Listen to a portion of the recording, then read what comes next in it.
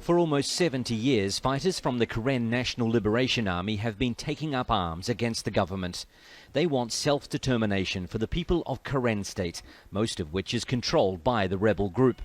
The government says it wants peace in the ethnic minority areas, but in the remote villages of Karen State, rebel fighters aren't so sure.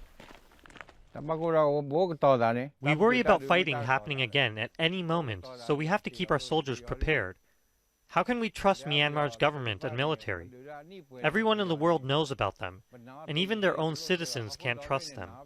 One of the main problems is that the government, led by State Councillor Aung San Suu Kyi, doesn't have control over its own military.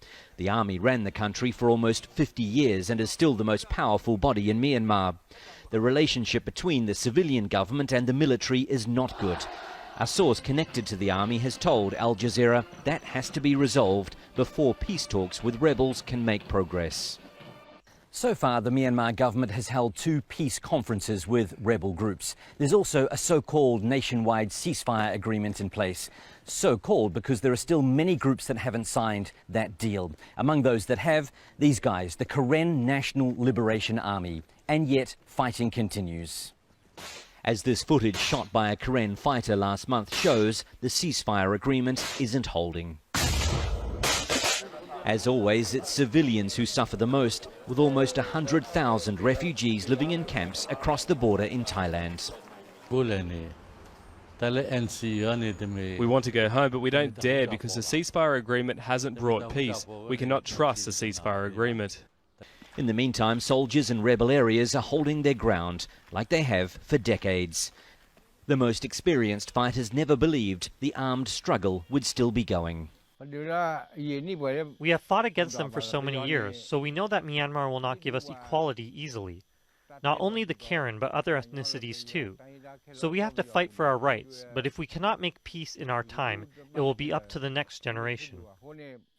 For rebel armies, disbanding permanently seems a long way off, as many in this divided country continue to head in different directions. Wayne Hay, Al Jazeera, Karen State, Myanmar. Civil war in Myanmar has pushed people as far as they can go, to remote, mountainous regions on the edge of the country. In the northern state of Kachin, it's estimated there are around 100,000 living in camps along the border with China. They're supposed to be temporary homes, but many refugees have been here for years. For some, this is just the latest stop in almost a lifetime on the run. When I lived in another camp, I thought there would be no more running away from the fighting, but it happened again just like before. The Myanmar army shoots inside the camp, and they even fired artillery shells. The rebel Kachin Independence Army is at war with the Myanmar army, fighting for control of the state and its resources. The Kachin accuse the Myanmar army of abuses like rape and murder, which the government and its soldiers deny. The government is engaged in a peace process with several rebel groups, but the Kachin fighters have refused to sign a ceasefire agreement, saying they don't trust the process. In the meantime, more civilians are being displaced by the fighting, forced to leave their homes and jobs. Starting a small business inside the camps is the only way to make money. The government won't allow aid groups in, and getting supplies like medicine is difficult. Instead, the refugees are taught how to make use of natural remedies. It's a difficult situation, made worse by the constant fear of being targeted again. The Myanmar army keeps attacking us. They never have sympathy for anybody. They did this to us. We are afraid of them. Right now, we have volunteer security guards in the camp, day and night. Even with that threat and fear hanging over them, for now the camps are as safe as it gets.